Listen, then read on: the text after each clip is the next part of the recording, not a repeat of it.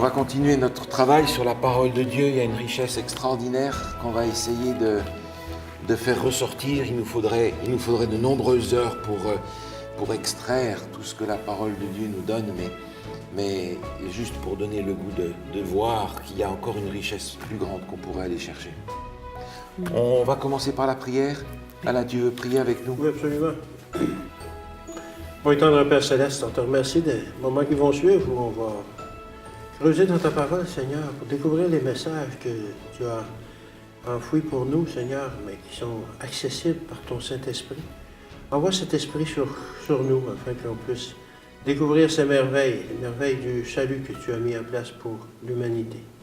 C'est au nom de ton Fils qu'on te demande ces choses. Amen. Amen. Amen. Merci bien. La dernière fois, on a parlé de Jésus. On a commencé à mettre en valeur la personne de Jésus.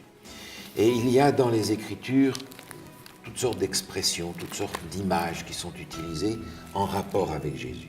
Certaines d'entre elles portent à confusion et en tout cas provoquent des questions, parfois même des incompréhensions par rapport à la personne de Jésus. Et sans reprendre tout ce qu'on a fait la dernière fois, j'aimerais prolonger notre réflexion en rapport avec ce que l'on appelle la Trinité. Okay. Le mot Trinité n'est pas dans la Bible, mais il est incontournable d'y voir les trois éléments de la divinité. Et j'aimerais retrouver ces éléments-là pour voir la puissance du plan du salut au travers de la Trinité. Je n'ai pas la prétention de réinventer la roue, c'est dans les Écritures, même si le mot ne s'y trouve pas, je vais l'employer parce qu'il est représentatif de l'enseignement biblique. Peut-être que d'autres l'emploient dans un sens qui n'est pas biblique, mais on va y aller chercher dans les Écritures ce qui est biblique en rapport avec cette dimension de la divinité. J'aimerais prendre un texte dans le livre de la Genèse pour commencer. Tout au début, dans le chapitre 1er de la Genèse, on a donc le texte de la création, les 7 jours de la création, et le 6e jour est important parce que c'est pendant ce jour-là que l'être humain va être créé. Et il est créé d'une façon bien différente des autres choses de la création. Genèse chapitre 1, verset 26. Est-ce que tu aimerais nous lire ça, s'il te plaît? Puis Dieu dit, faisons l'homme à notre image, selon notre ressemblance, et qu'il domine sur les poissons de la mer, sur les oiseaux du ciel, sur le bétail, sur toute la terre et sur tous les reptiles qui rampent sur la terre. Merci. Le texte nous dit, Dieu dit, faisons l'homme. Au pluriel. Et c'est un pluriel. Oui. Ce qui n'est pas étonnant parce que le mot qui est employé ici pour Dieu, Elohim, est un pluriel. Ce mot va être utilisé dans d'autres endroits dans l'Ancien Testament pour parler aussi des faux dieux, des dieux païens, au pluriel. Et lorsqu'il est employé pour Dieu, il est aussi employé au pluriel. Pourquoi? On pourrait se demander pourquoi c'est employé au pluriel. On va le voir dans d'autres passages. Dans le 2e récit de la création qui commence un petit peu plus loin, au chapitre 2, au verset 4, le mot « l'Éternel » va être employé plus fréquemment par rapport à Elohim dans le 1er chapitre, pour une raison bien différente. On a ici un contexte qui est différent, mais on peut se demander pourquoi Dieu dit « faisons l'homme à notre image ». C'est un pluriel. Est-ce qu'il n'est pas tout seul? Est-ce que la divinité est composite? Alors on va le regarder dans d'autres passages, en particulier dans le texte de Deutéronome chapitre 6, qui est la profession de foi des Hébreux. On va lire dans Deutéronome chapitre 6, le verset 4 et 5. Écoute, Israël, l'Éternel, notre Dieu, est le seul éternel. Tu aimeras l'Éternel ton Dieu de tout ton cœur, de toute ton âme et de toute ta force. Merci. Et le texte continue, on le retrouve d'ailleurs dans la bouche de Jésus, mais j'aimerais insister sur le verset 4 qui dit « L'Éternel, notre Dieu, est le seul éternel », l'unique. Le mot qui est employé là, on va le retrouver à un autre endroit dans l'Ancien Testament, et qui va ouvrir une perspective particulière. C'est dans Genèse. Genèse au chapitre 2. Genèse, chapitre 2. Et Paul, est-ce que tu pourrais nous lire le verset 24, s'il te plaît? C'est pourquoi l'homme quittera son père et sa mère et s'attachera à sa femme et ils deviendront une seule chair. Merci. C'est ici la formule magique du mariage. Ils deviendront une seule chair. C'est une dimension qui dépasse largement la sexualité, mais qui nous parle de cette nouvelle personne qui est constituée par l'homme et la femme. Une nouvelle personnalité en deux parties. Et le mot « seul » qui est traduit ici dans notre texte en français, c'est le même que ce qui est dans Deutéronome 6. Ils sont une seule chair, mais cette personnalité nouvelle est composée de deux personnes. C'est une union. C'est une union de deux personnes. Et le même mot est employé par rapport à Dieu qui est le seul Dieu, le seul éternel. On peut comprendre par là que Dieu lui-même, dans sa personnalité, est aussi composite. Le fait que le mot « érad » soit employé ici pour « seul » n'implique pas que c'est un, mais qu'il y a la notion d'unité totale parfaite, complète, dans la personne de Dieu, comme dans le couple. En tout cas, c'est comme ça que Dieu a fait le plan pour le mariage. Par conséquent, non seulement on voit que Dieu dit « faisons l'homme à notre image », mais on voit aussi dans le texte biblique que la notion d'unité est différente que la notion de singularité. Parce qu'il y a un autre mot qui aurait pu être utilisé pour ça. C'est pas la même chose. Donc on voit la notion d'unité très, très forte. On comprend cela d'ailleurs en relisant le récit de la croix, par exemple. J'aimerais regarder un autre passage. On a vu la dernière fois le texte d'Ésaïe 48, on a vu le texte d'Ésaïe 42. Toujours dans Ésaïe, j'aimerais prendre un autre passage avec vous qui va dans le même sens. C'est Ésaïe au chapitre 61, où on retrouve exactement la même chose. Ésaïe chapitre 61, c'est le verset 1. Ésaïe chapitre 61, le verset 1. Tu veux bien nous lire ça, Paul? Oui. Alors, l'Esprit du Seigneur, l'Éternel, est sur moi, car l'Éternel m'a oint pour porter de bonnes nouvelles aux malheureux. Il m'a envoyé pour guérir ceux qui ont le cœur brisé, pour proclamer aux captifs la liberté et aux prisonniers la délivrance. Merci. Le texte continue, mais ça ne vous rappelle rien, ce texte-là? Dans le Nouveau Testament? Non, pas particulièrement. Ça me rappelle la mission, justement, de Jésus, là, qui a été envoyé, justement, pour guérir ceux qui ont le cœur brisé, pour faire l'union, justement, entre Dieu et les hommes. Jésus va citer ce texte. Okay. Il va citer ce texte, justement, lorsqu'il est à Nazareth, dans la synagogue. Il va lire le prophète Ésaïe. Oui. Et c'est ce texte-là qu'il va lire. Ah, c'est vrai, oui. Et au verset 1, il est dit « L'Esprit du Seigneur l'Éternel est sur moi ». On retrouve, comme au chapitre 42 et au chapitre 48, les trois éléments. Les trois personnes, si vous voulez. L'Esprit, l'Éternel et moi, qui forment là une unité. L'Ancien Testament réunit ces trois composantes de la divinité. On retrouve dans Ésaïe aussi, au début du livre d'Ésaïe, quelque chose qui est interpellant par rapport à ça. Au chapitre 6, Ésaïe a une vision céleste. Et dans cette vision, il est appelé au ministère prophétique. Un peu plus loin dans le chapitre, Dieu dit « Qui enverrai-je » et Ésaïe se propose « Me voici, envoie-moi ». Mais c'est la conclusion d'une vision qu'il a eue dans le ciel.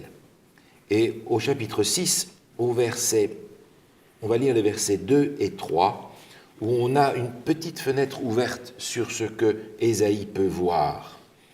Tu veux bien nous lire ça, s'il te plaît? Des séraphins se tenaient au-dessus de lui. Ils avaient chacun 6 ailes. 2 dont il se couvrait la face, 2 dont il se couvrait les pieds, et 2 dont il se servait pour voler. Ils criaient l'un à l'autre et disaient, « Saint, Saint, Saint est l'Éternel des armées.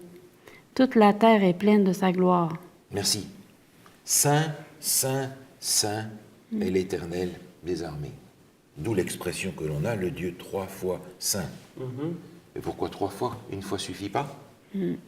On a donc encore une fois dans l'adoration céleste, parce qu'ici c'est les anges qui disent ça, une dimension différente de la divinité. Le Dieu 3 fois saint. Saint, Saint, Saint. La sainteté de l'Éternel se retrouve dans ces 3 dimensions de la divinité. Cette Trinité, on la retrouve aussi dans le Nouveau Testament, dans un texte fort simple, dans Matthieu, le dernier chapitre de Matthieu, au chapitre 28. Jésus envoie ses disciples.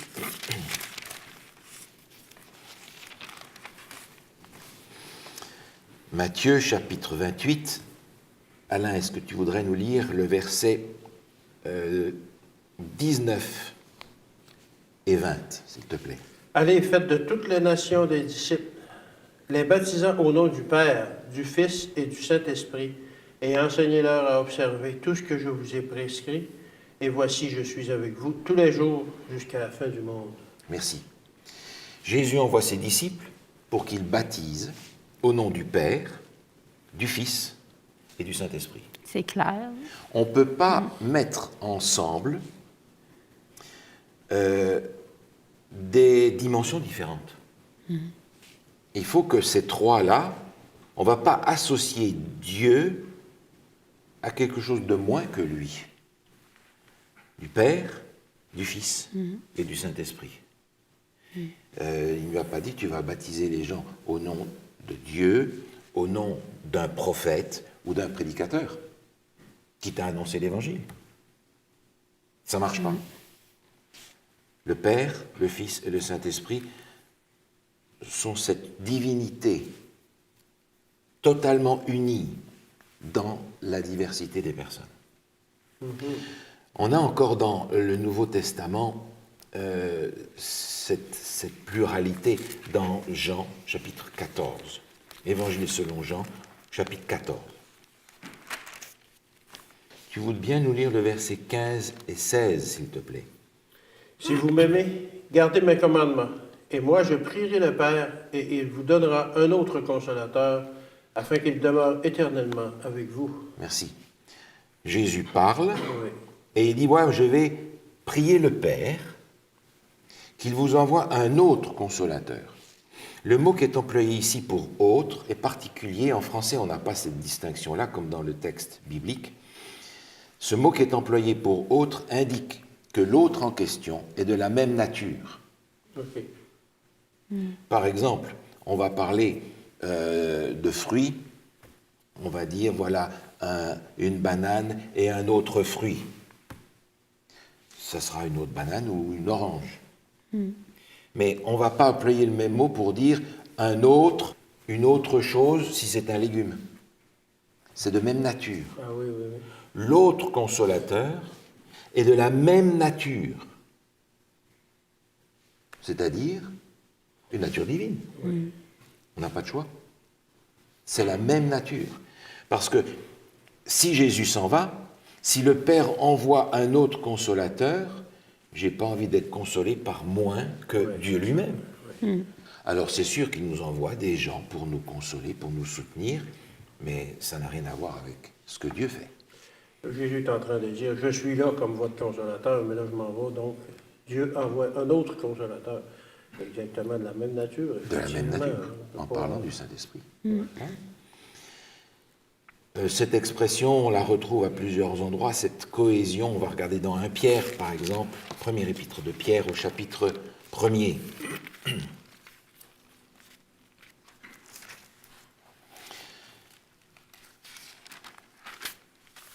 Première épître de Pierre, chapitre 1er, on va lire le verset 2, c'est dans l'introduction, la salutation. Et qui sont élus selon la prescience de Dieu le Père, par la sanctification de l'Esprit, afin qu'ils deviennent obéissants et qu'ils participent à l'aspersion du sang de Jésus-Christ. Que la grâce et la paix vous soient multipliées. Merci. On a ici, dans cette formule de salutation, Dieu le Père, l'Esprit et Jésus-Christ. Il ne salue pas l'Église au nom d'un autre collaborateur, etc. Si c'est nécessaire, il le fait, mais il y a là cette cohésion, cette unité de la divinité. On retrouve donc clairement dans l'Ancien Testament, comme dans le Nouveau, cette cohésion parfaite de l'unité du Père, du Fils et de l'Esprit. On avait regardé quelques textes aussi qui nous parlaient de cette divinité de Jésus. J'aimerais en reprendre quelques autres dans l'Ancien Testament. Par exemple, dans le livre de la Genèse, au chapitre 18. Alors, dans Genèse 18, on a ce récit de Abraham qui est visité par 3 personnages. On va lire, pour commencer, le verset 1 et 2, si tu veux bien. L'Éternel lui apparut parmi les chênes de Mamré. Comme il était assis à l'entrée de sa tente, pendant la chaleur du jour, il leva les yeux et regarda, et voici, 3 hommes étaient debout près de lui. Quand il les vit, il courut aussitôt devant eux, depuis l'entrée de sa tente. On peut continuer à lire dans le texte un petit peu plus loin, au verset 9 par exemple, 9 jusqu'au verset 9 et 10. Alors ils lui dirent, « Où est Sarah, ta femme? » Il répondit, « Elle est là, dans la tente. » L'un d'entre eux dit, « Je reviendrai vers toi à cette même époque, et voici, Sarah, ta femme, aura un fils. » Sarah écoutait à l'entrée de la tente qui était derrière lui. Dans ce texte, il est dit l'un d'eux, l'un de ces 3 hommes. On tourne, on va au verset suivant, on va lire le verset 11, 12, 13, si tu veux bien. Abraham et Sarah étaient vieux, avancés en âge, et Sarah ne pouvait plus espérer d'avoir des enfants. Elle rit en elle-même en disant, « Maintenant que je suis vieille, aurais-je encore des désirs? Mon Seigneur aussi est vieux. » L'Éternel dit à Abraham, « Pourquoi donc Sarah a-t-elle ri en disant, « Est-ce que vraiment j'aurai un enfant, moi qui suis vieille? » Merci. L'un d'entre eux, l'un des 3 hommes, tout d'un coup, est appelé l'Éternel. Oui. C'est d'ailleurs comme ça que le chapitre commence. L'Éternel apparut à Abraham. Ouais. Et dans la suite du texte, dans les versets qui suivent, c'est encore l'Éternel qui parle. Et on se rend compte que les 2 hommes qui sont avec lui sont 2 anges qui vont aller voir Lot pour le sortir de Sodome et Gomorrhe. On a donc ici 3 personnages. L'un d'entre eux est l'Éternel et 2 anges qui sont venus avec lui. On a ici cette indication qu'il y a Dieu qui vient parmi les hommes et qui parle aux êtres humains. Plusieurs passages aussi nous rappellent cette divinité de Jésus, cette dimension particulière de Jésus. On en avait parlé la dernière fois avec le buisson ardent, où Jésus avait dit de son temps, avant qu'Abraham fût « Je suis », faisant référence à la manière dont il s'était présenté à Moïse, qui lui avait demandé « C'est quoi ton nom ?»« Je suis celui qui suis ». Ça avait valu à Jésus de voir des pierres passer près de lui, parce que c'était une indication claire de sa divinité. On va regarder un passage dans Josué, chapitre 5. Josué, chapitre 5, c'est une histoire évidemment en rapport avec Josué, qui va remplacer Moïse et qui va conduire le peuple dans la terre promise. Josué, chapitre 5, on va lire les versets 13 à 15, si tu veux nous lire ça, Paul. Comme Josué était près de Jéricho, il leva les yeux et regarda. Voici un homme se tenait debout devant lui, son épée nue dans la main. Il alla vers lui et lui dit, « Es-tu des nôtres ou de nos ennemis? » Il répondit, « Non, mais je suis le chef de l'armée de l'Éternel. J'arrive maintenant. » Josué tomba le visage contre terre, se prosterna et lui dit, « Qu'est-ce que mon Seigneur dit à son serviteur? » Et le chef de l'armée de l'Éternel dit à Josué, « ôte tes souliers de tes pieds, car le lieu sur lequel tu te tiens est saint. » Et Josué fit ainsi. Merci. Josué s'est mis à l'écart pour prier. Et tout d'un coup, il y a quelqu'un qui se présente à lui. Une épée à la main. Question, t'es avec nous ou t'es contre nous? Réponse, non. Ouais. C'est Donc, ouais. c'est pas la bonne question Non. OK. que Josué a posée. Il lui dit, je suis le chef de l'armée de l'Éternel, j'arrive maintenant. Mais quand on y pense, le chef de l'armée de l'Éternel, c'est qui? Parce que c'est Josué qui est là, le chef du peuple, Oui, oui. qui va rentrer dans la terre promise. Et il pourrait dire, eh non, mais qui tu es, toi? C'est moi le chef ici. Et Josué comprend, et qu'est-ce qu'il fait? Il nous est dit au verset 14. Il se prosterne, le texte dit, il adora, il a Oui. adoré, et il dit, qu'est-ce que mon Seigneur a à dire à son serviteur? Oui. Il se rend compte qu'il a affaire à la divinité. D'ailleurs, le chef de l'armée de l'Éternel va lui dire, ôte tes souliers de tes pieds. Pourquoi? C'est un passage qui nous est familier avec Moïse. Exactement. Il s'est approché du buisson. Même chose. Et il y a une raison qui est donnée à la fin du verset 15. Car le lieu sur lequel tu te tiens est saint Ah ah! Pourquoi est-ce que ce lieu est saint tout d'un coup? par la présence de l'Éternel, Par la présence de l'Éternel, présence divine. présence divine. Cette présence divine se trouve dans l'Ancien Testament, non seulement dans la parole de Dieu comme elle est présentée à Abraham, Dieu parle à Abraham, mais elle est aussi présente en personne. Et on voit dans ce personnage celui qui sera appelé Jésus, bien entendu. On a parlé aussi la dernière fois de la préexistence de Jésus. Je voudrais simplement reprendre ce texte qui est dans l'Évangile de Jean, chapitre 17, où Jésus est tout à fait conscient de ne pas être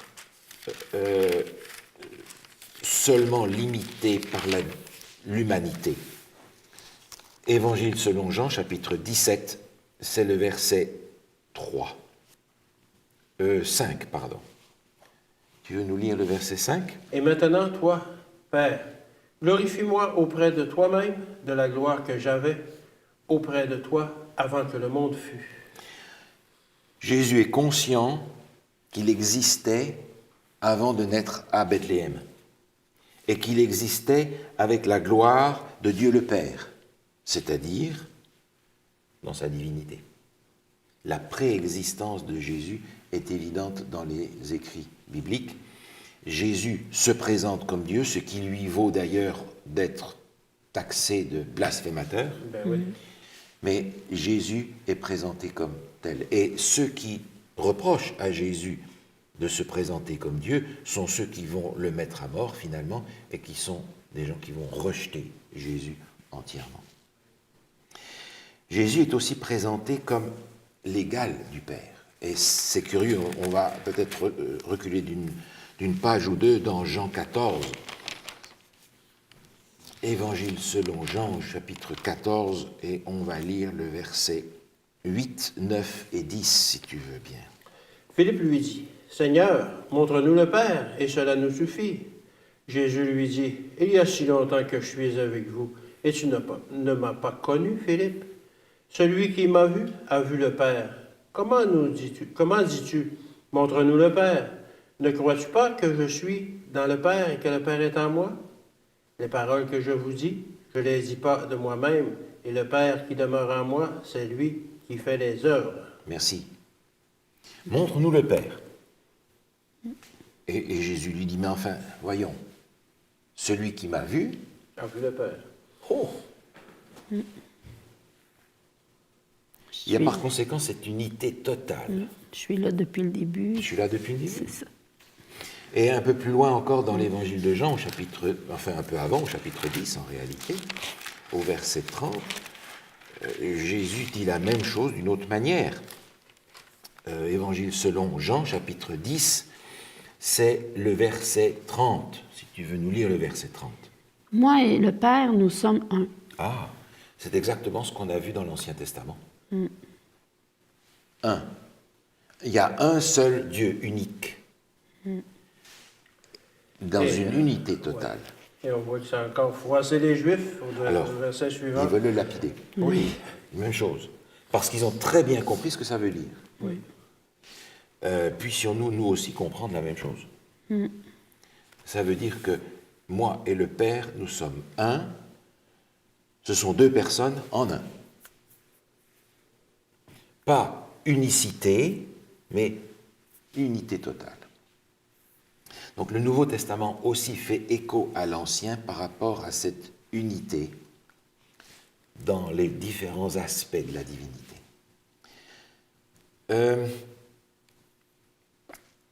Jésus, pleinement Dieu et pleinement homme, c'est quelque chose qui nous dépasse. Et par conséquent, les auteurs bibliques qui vont être inspirés par Dieu vont utiliser un certain nombre d'images pour essayer de nous faire comprendre ça. Des images qui sont propres en réalité à la culture biblique. Pas nécessairement à la nôtre.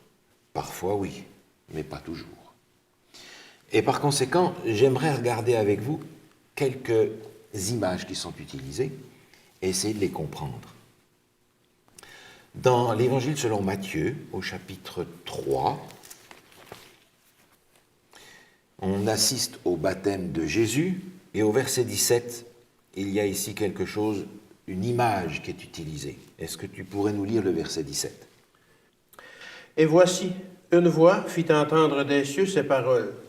Celui-ci est mon Fils bien-aimé, en qui j'ai mis toute mon affection. Merci. Celui-ci est mon fils.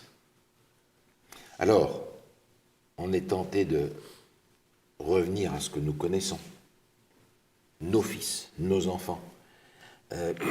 Est-ce que cette expression est à prendre dans le sens littéral, génétique ? Est-ce que Dieu a quelque part engendré un fils qui est sa mère, etc.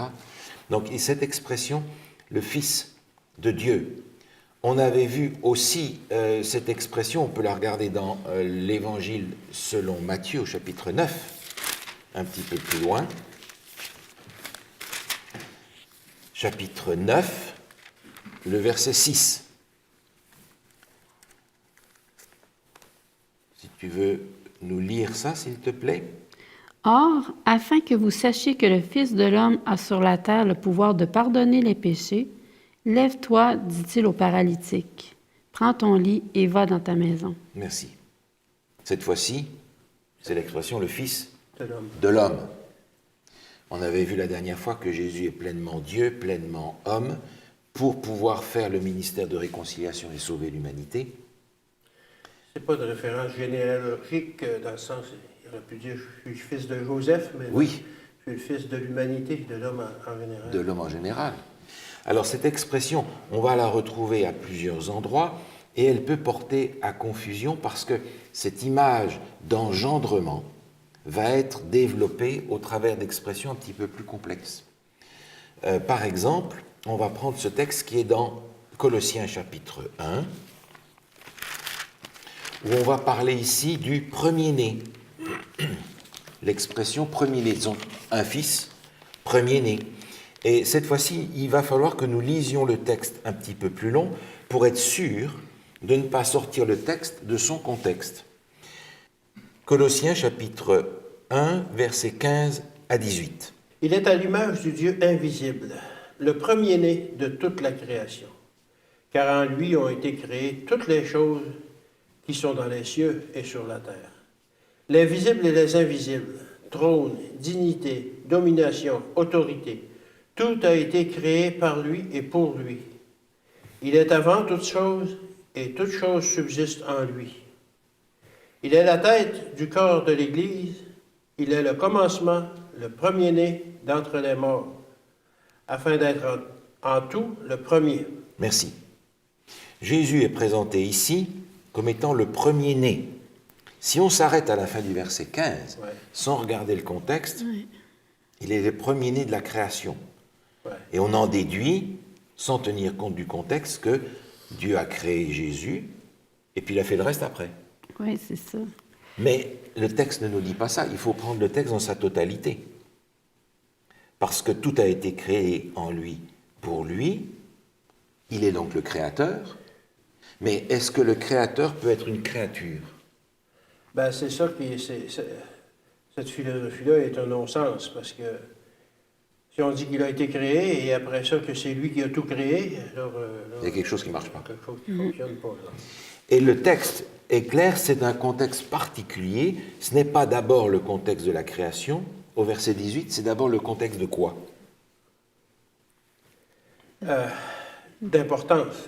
Il est la tête du corps de l'Église. l'Église. Il est le commencement, le premier-né d'entre les morts. Ah, Il est, c'est ça, c'est quel contexte alors, s'il est le premier-né d'entre les morts? d'importance. Il est celui qui est le plus...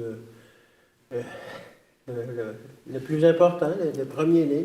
Alors on va regarder, parce que ce texte est utilisé aussi dans le livre des Actes, en faisant référence à l'Ancien Testament, Actes chapitre 13, où les apôtres qui citent ce texte le font dans le bon contexte. Actes 13, on va lire le verset 32, 33 et 34.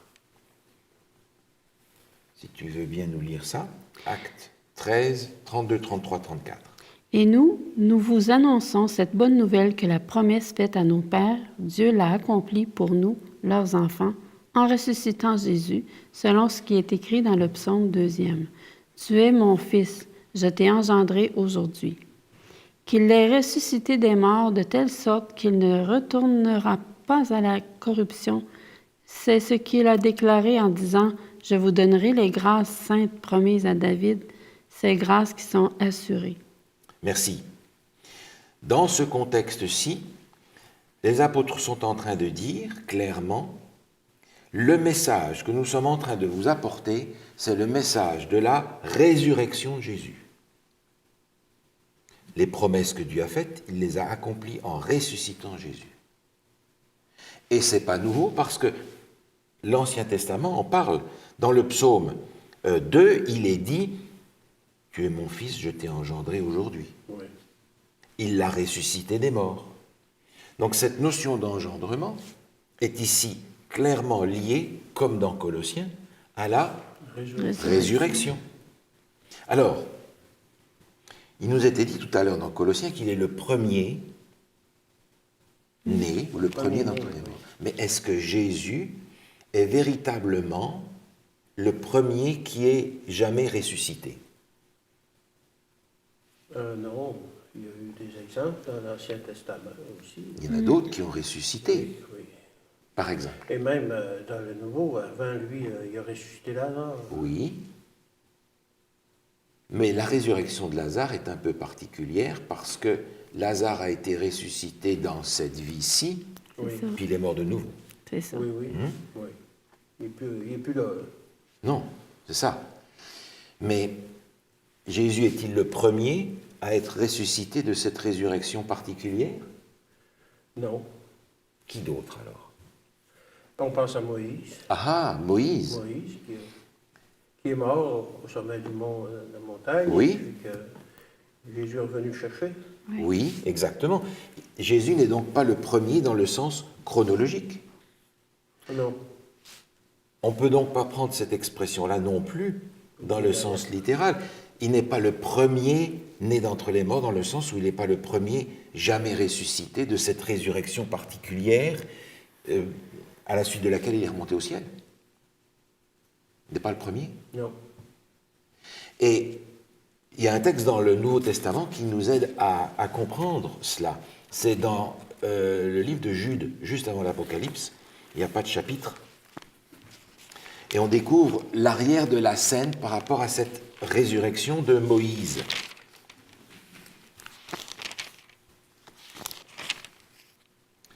Jude, verset 9.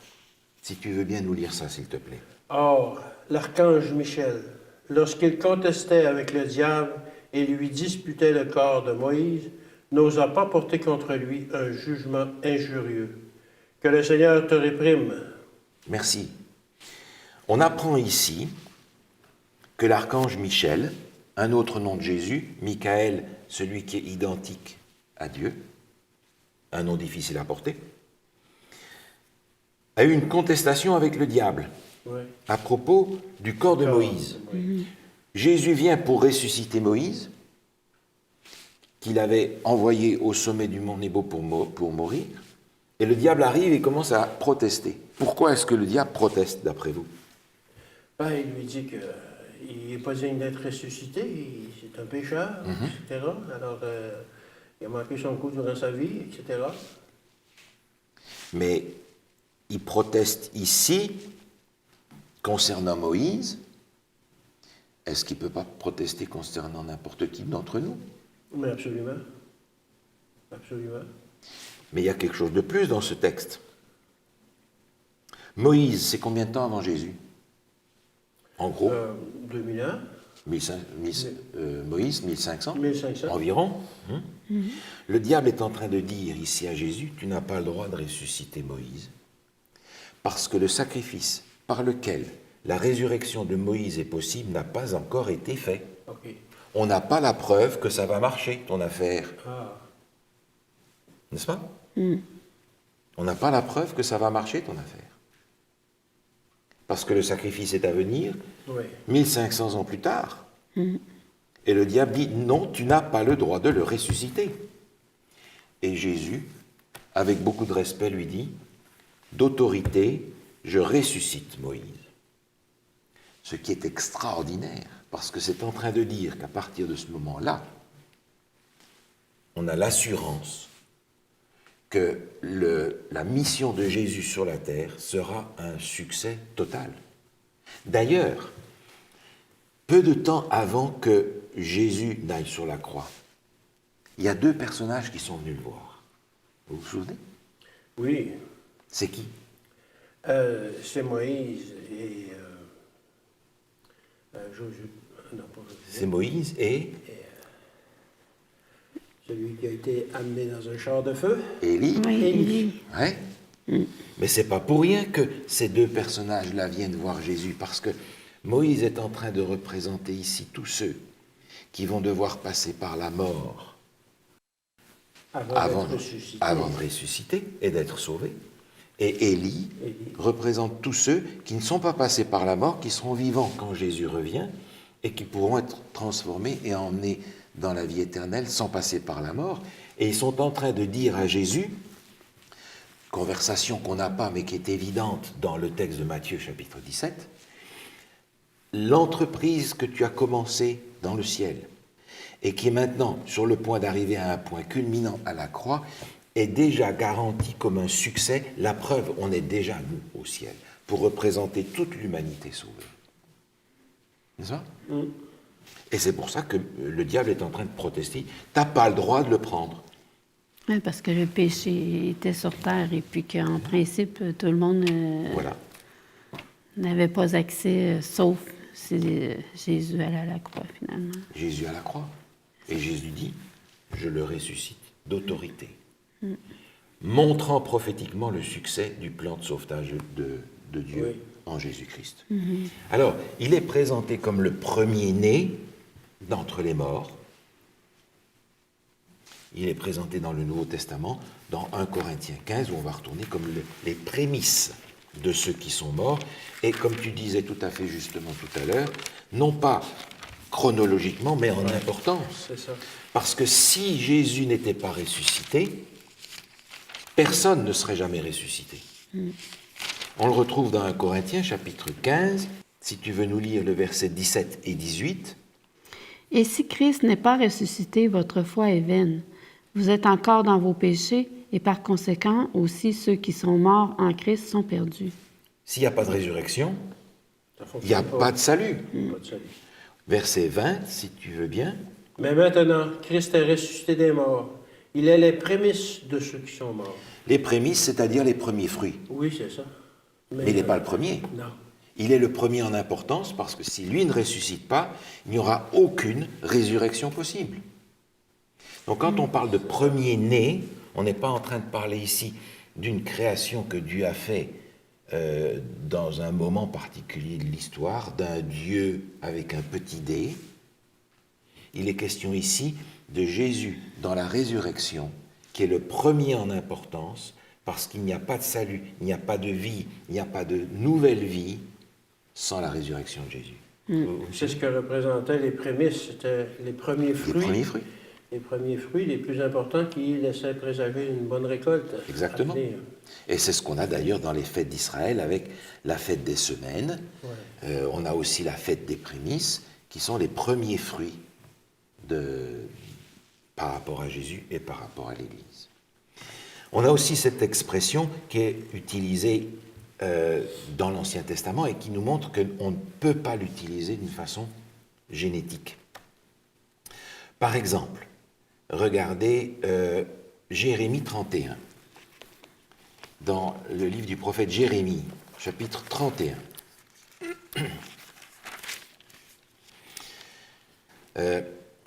Paul, tu veux bien nous lire le verset 9 et 10 dans Jérémie 31, s'il te plaît? Oui. Ils viennent en pleurant, je les conduis au milieu de leurs supplications. Je les amène vers des torrents d'eau, par un chemin uni où ils ne chancellent pas, car je suis un père pour Israël, et Éphraïm est mon premier-né. Nations, écoutez la parole de l'Éternel et publiez-la dans les îles lointaines. Dites, celui qui a dispersé Israël le rassemblera et il le gardera comme le berger garde son troupeau. Merci. Dieu se présente comme un père pour qui? Israël. Israël, le peuple dans son entier. Oui. Et il dit après, Éphraïm est mon premier-né. Alors, dans l'historique de l'Ancien Testament, qui est Éphraïm? C'était le fils d'Israël, justement, génétiquement. Non, c'était pas le premier. Non, Éphraïm, il a un frère qui s'appelle Manassé. OK. Et ces deux enfants-là sont les fils de Joseph. Qui est l'aîné? Qui est l'aîné? Alors, on va aller chercher dans le livre de la Genèse l'explication de cette affaire-là. Dans Genèse au chapitre 41.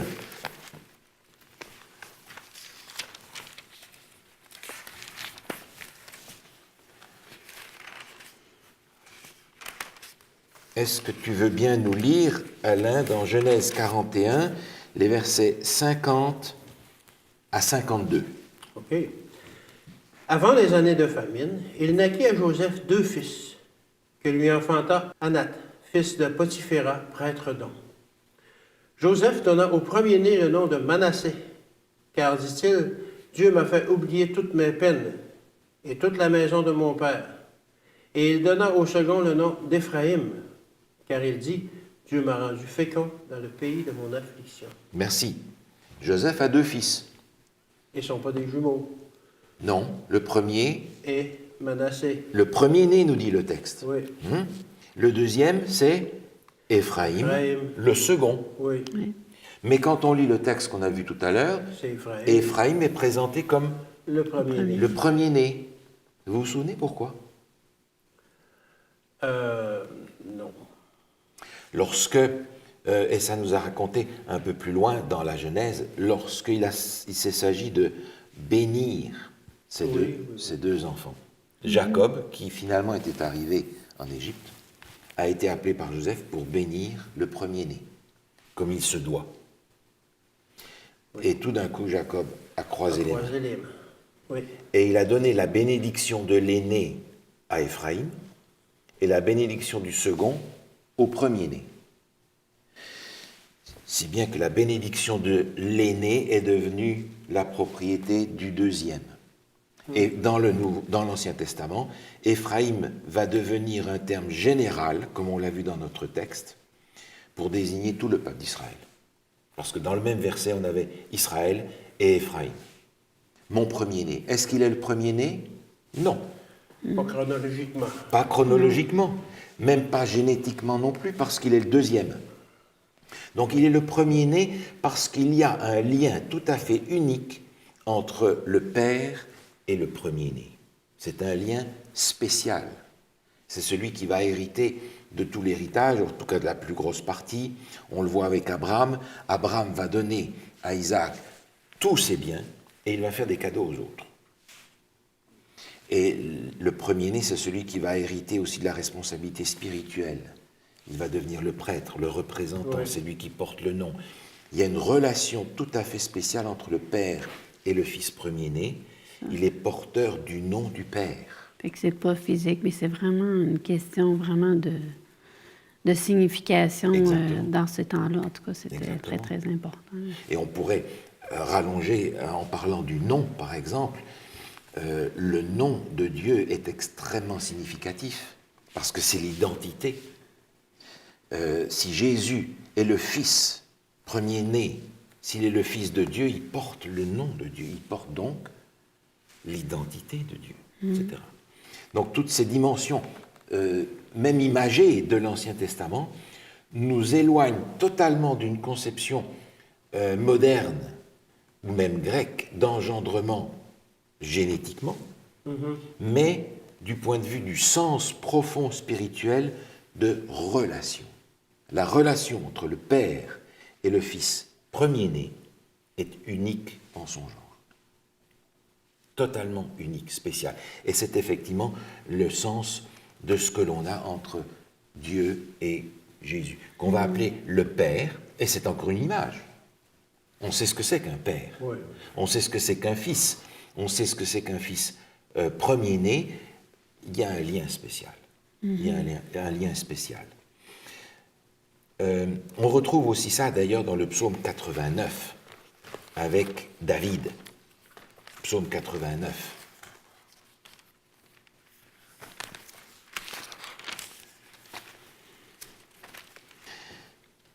Psaume 89, est-ce que tu veux nous lire, Paul, le verset 26 à 29?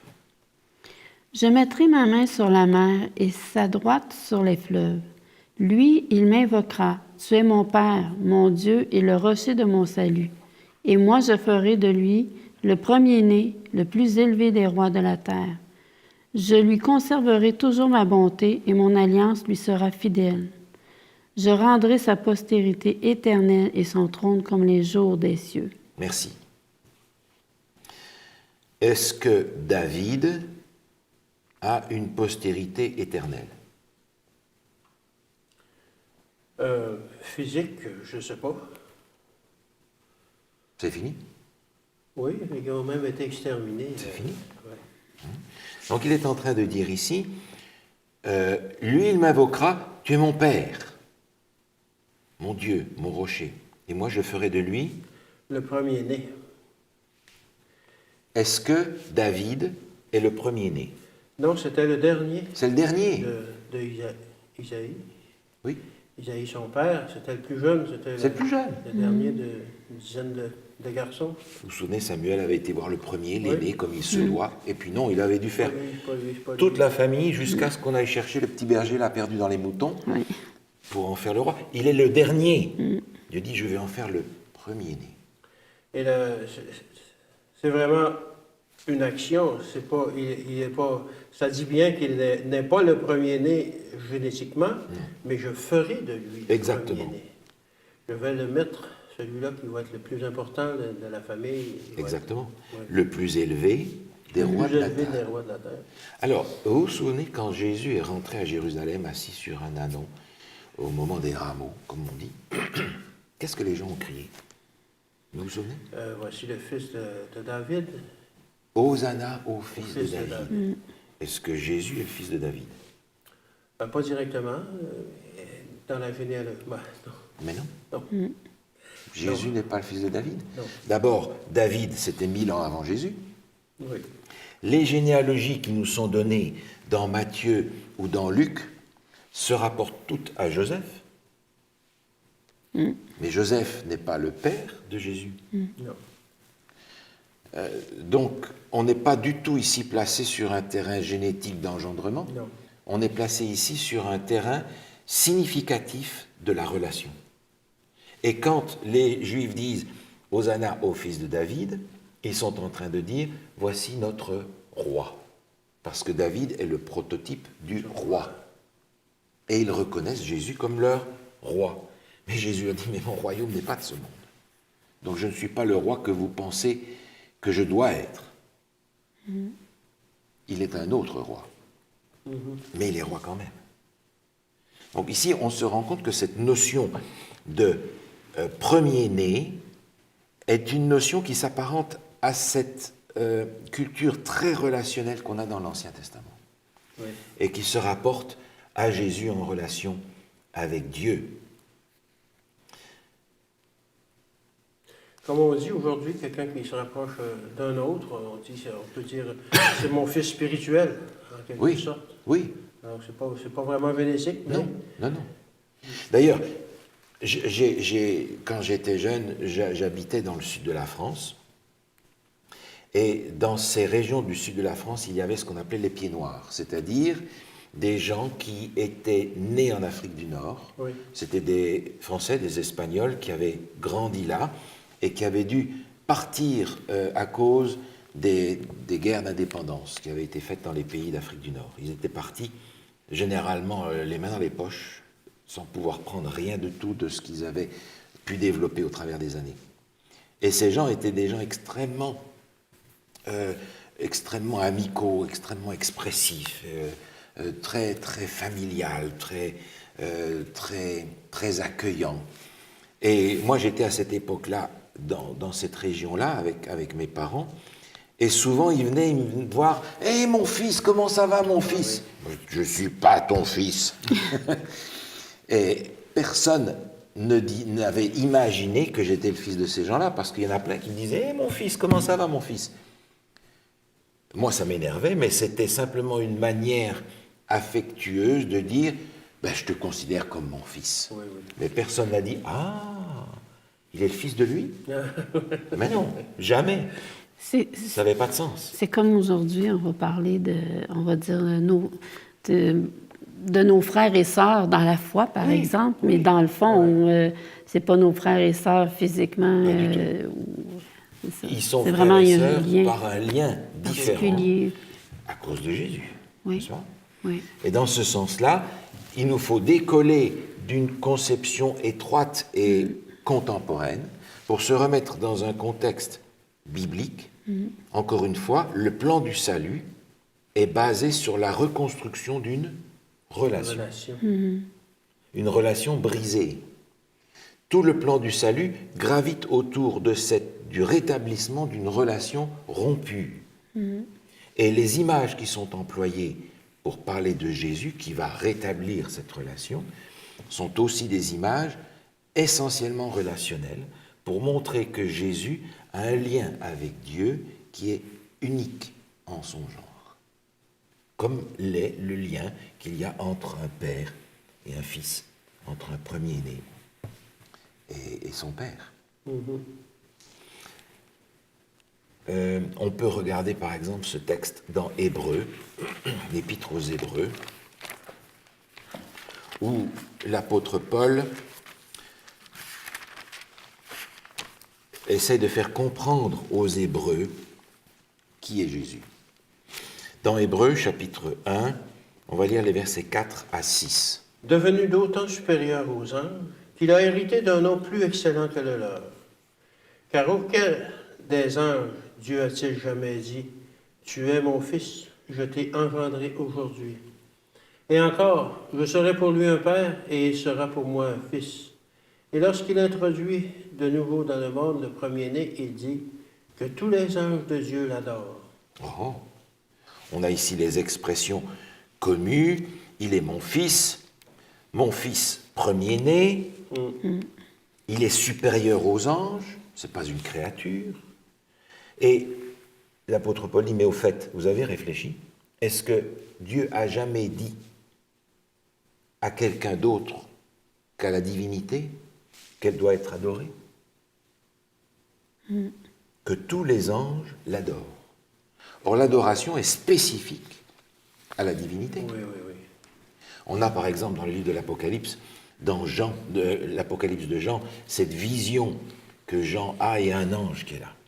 Et Jean est tellement impressionné par la vision céleste qu'il veut adorer l'ange. Et l'ange dit, malheureux, fais pas ça. Fais pas ça. Adore Dieu seulement. Ouais. Donc les anges sont absolument conscients d'être des créatures. Et Dieu dit, celui-là, ce Jésus-là, que tous les anges l'adorent.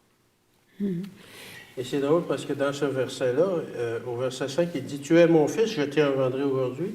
Et dans le même verset, il explique « Je serai pour lui un père Oui. et il sera pour moi un fils ». Ça ne veut pas dire Non. qu'il Non. n'y a pas de mère impliquée là-dedans, il n'y a pas de création, c'est relationnel. Oui. Je vais être comme son père et il va être comme mon fils. Oui. Et plus que ça, un fils premier-né. Donc on est ici dans un contexte qui met en évidence la divinité de Jésus, dans son lien avec Dieu et aussi dans son lien avec nous, parce qu'il est aussi fils Fils de l'homme. de l'homme. N'est-ce pas? On a ce texte qui est important aussi dans Zacharie. Dans Zacharie au chapitre 12.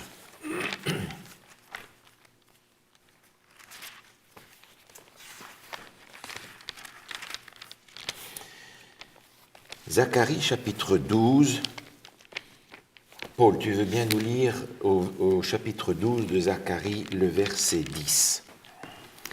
Alors je répandrai sur la maison de David et sur les habitants de Jérusalem un esprit de grâce et de supplication. Et ils tourneront les regards vers moi, celui qu'ils ont percé. Ils pleureront sur lui comme on pleure sur un fils unique. Ils pleureront amèrement sur lui comme on pleure sur un premier-né. Merci. Question Jésus, un texte messianique, où là deux expressions sont utilisées. Comme on pleure sur un fils unique et comme on pleure sur un premier-né. Donc premier-né, si on regarde ça dans notre perspective à nous, ça implique qu'il y en a d'autres derrière. Oui. Mais pas dans le cas particulier, parce que c'est un... Non seulement il est premier-né, mais il est unique. Ouais. N'est-ce pas? Donc ce sont des illustrations, des images que l'on peut comprendre de par nos relations avec nos enfants et qui sont encore beaucoup plus fortes dans le contexte culturel de l'Ancien Testament, où le premier-né a un lien spécial avec le Père, et pour mettre en évidence cette relation unique en son genre, on va parler du premier-né qui est aussi le Fils unique, pour renforcer l'idée de relation exceptionnelle, intense, profonde entre le Père et le Fils, au point que Jésus dise « Moi et le Père, nous sommes un. » J'aimerais juste regarder quelques textes en rapport avec la notion de Fils unique. Lorsqu'il dit nous sommes un, on en revient à la conception du mariage. Exactement, Les deux vont quitter leurs parents et vont devenir une seule chair. une seule. Mais il y a Une toujours nouvelle. deux personnes. Ouais. Mais ils sont un. C'est ça. Et on le vit dans nos couples Oui. aujourd'hui. On va regarder un texte dans le livre, dans l'Épître aux Hébreux, au chapitre 11.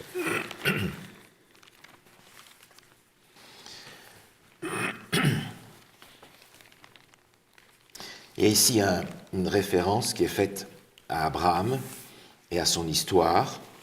Et je vais te demander, Alain, si tu veux bien lire dans Hébreux chapitre 11, le verset 17 et 18. C'est par la foi qu'Abraham offrit Isaac lorsqu'il fut mis à l'épreuve et qu'il offrit son fils unique. Lui qui avait reçu les promesses et à qui il avait été dit « En Isaac sera nommé pour toi une postérité ». On va plus loin? Appelé selon ton nom, OK. pour terminer le verset. Alors, Abraham, il est question d'Isaac. Oui.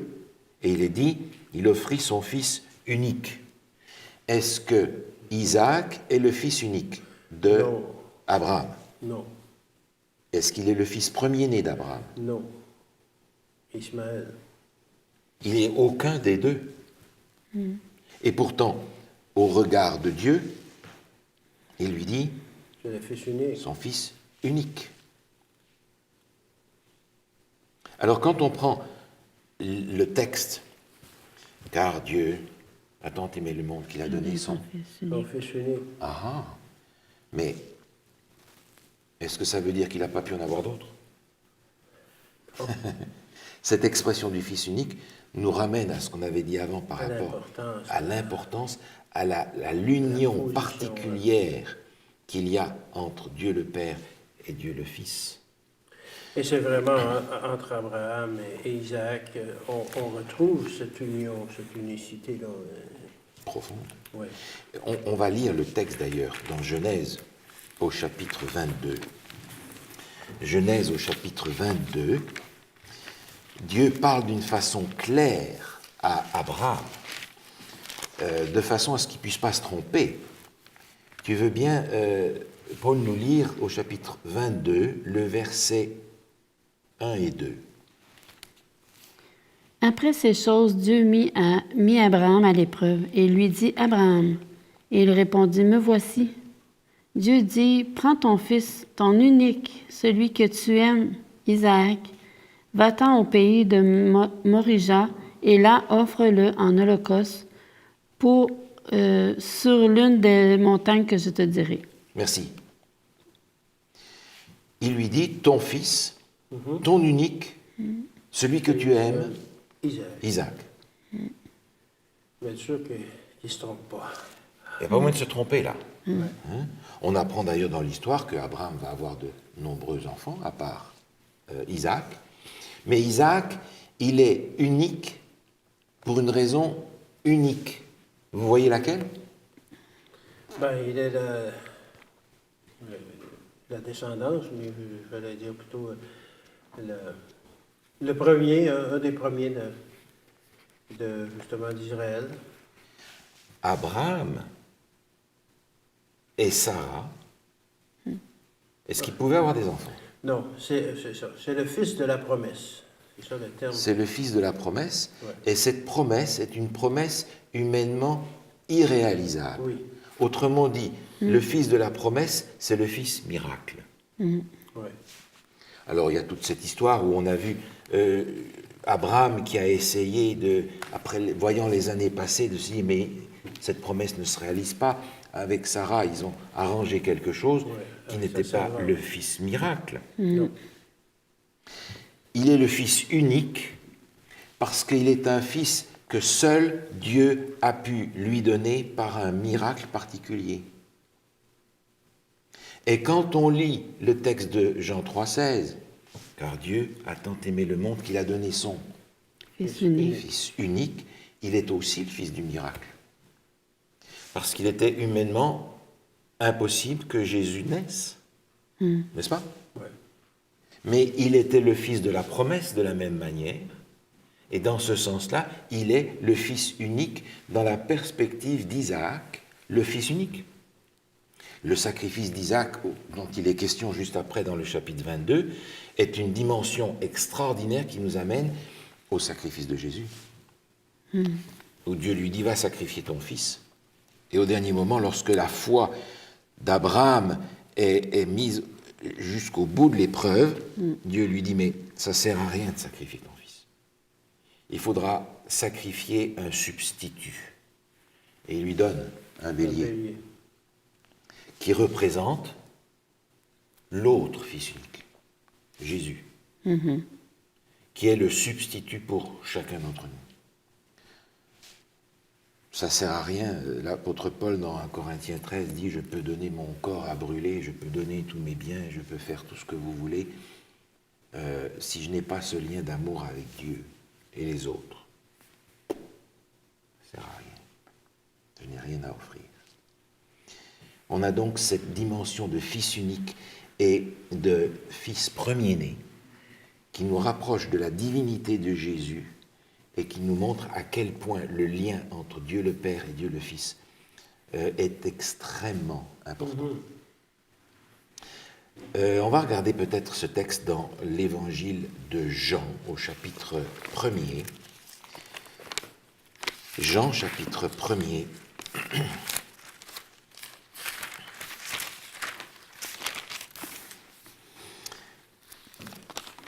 Et on va lire le verset 14. Paul, tu veux bien nous lire le verset 14? Jean 1, verset 14.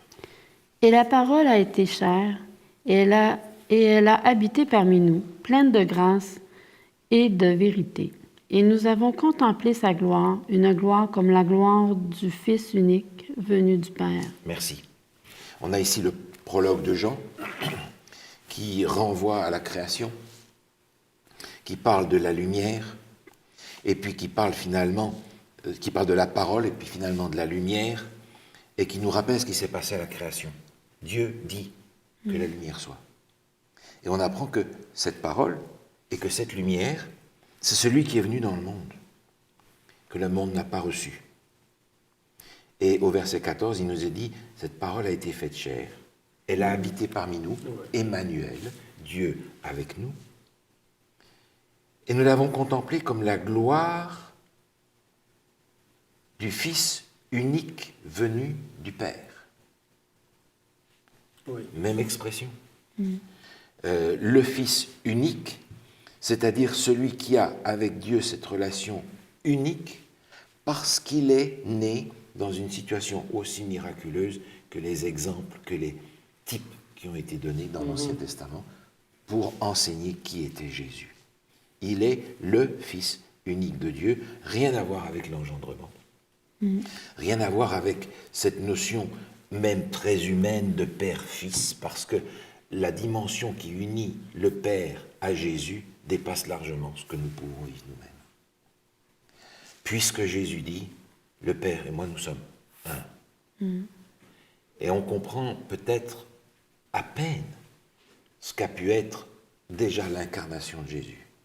Parce que déjà là, il y avait une sorte de séparation. Et je reste bouche bée d'admiration en pensant que Jésus va garder pendant l'éternité et la nature humaine et la nature divine. C'est un sacrifice qui va jusque dans l'éternité, ça. Autrement dit, nous serons dans l'éternité, dans la vie éternelle que Jésus nous accorde, avec le frère Jésus par lequel nous avons reçu la vie. C'est extraordinaire quand on y pense. J'aimerais terminer avec un texte qui se trouve dans l'épître de Jean, la première épître de Jean, chapitre 4. Première épître de Jean, chapitre 4.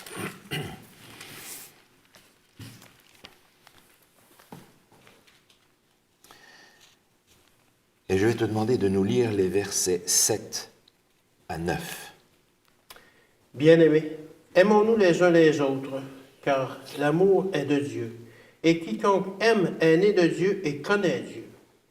Celui qui n'aime pas n'a pas connu Dieu, car Dieu est amour. L'amour de Dieu a été manifesté envers nous, en ce que Dieu a envoyé son Fils unique dans le monde, afin que nous vivions par lui. Merci. Dieu a envoyé son Fils unique dans le monde pour que nous vivions par lui. Il n'y a pas d'autre solution. Dans l'étude d'aujourd'hui et de celle de la dernière fois, on a vu que pour le monde entier, il n'y a qu'une seule solution. Jésus n'a pas dit « je suis un des chemins », une des vérités, une des vies possibles. Je suis le chemin, la vérité, la vie. Le monde d'aujourd'hui n'aime pas cette phrase-là parce que le monde d'aujourd'hui voudrait, dans le domaine religieux, pouvoir faire comme dans un buffet. On peut choisir quelque chose qui va aussi bien. On voudrait pouvoir dire, écoute, t'as ta vérité, moi j'ai la mienne, tout va bien. Si on ouvre la parole de Dieu, on se rend compte que seul Dieu en Jésus-Christ peut nous sauver. Des images sont employées pour nous faire comprendre la puissance du sacrifice qui est fait par Dieu. Jésus était en Christ. Dieu était en Christ, réconciliant le monde avec nous. C'est ça. C'était une seule chose, une seule unité. Le texte qu'on vient de lire nous montre ce qui est au cœur même de tout le plan du salut en Jésus-Christ. Dans la même épître de Jean, il est dit « Voyez, quel amour le Père nous a témoigné pour que nous soyons appelés enfants de Dieu. » Et nous le sommes. Dieu nous regarde maintenant comme ses enfants, comme son fils, sa fille, de la même manière qu'il regardait Jésus comme son fils unique, comme son fils premier-né. Le cœur du plan du salut, c'est l'amour de Dieu. Et la parole que nous avons sous les yeux est destinée à nous faire comprendre un petit peu mieux, toujours un peu mieux, l'immensité de cet amour de Dieu dont nous n'avons aucune idée. Un Dieu comme ça, qui donne sa vie pour que moi j'ai la vie éternelle que je ne mérite pas, je n'ai pas de problème à l'accepter, à m'abandonner à lui. Ah oui. S'il me demande la lune, j'irai la chercher pour lui. Parce que son amour est immense, immense. On prie ensemble ? Oui. Seigneur, nous sommes admiratifs encore devant cette parole ouverte qui nous parle de l'amour de Jésus. De l'amour que Jésus a manifesté dans son sacrifice immense, par lequel nous pouvons avoir l'assurance de la vie éternelle. Seigneur, aide-nous à réaliser un peu mieux l'amour qui a motivé ce sacrifice pour que nous puissions être sauvés. Nous voudrions encore aujourd'hui, Seigneur, recevoir Jésus comme notre sauveur personnel et te demander, ô Dieu, que tu mettes dans nos cœurs le même amour que celui que Jésus avait dans son cœur pour chacun d'entre nous. Nous te le demandons en son nom. Amen. Amen. Amen.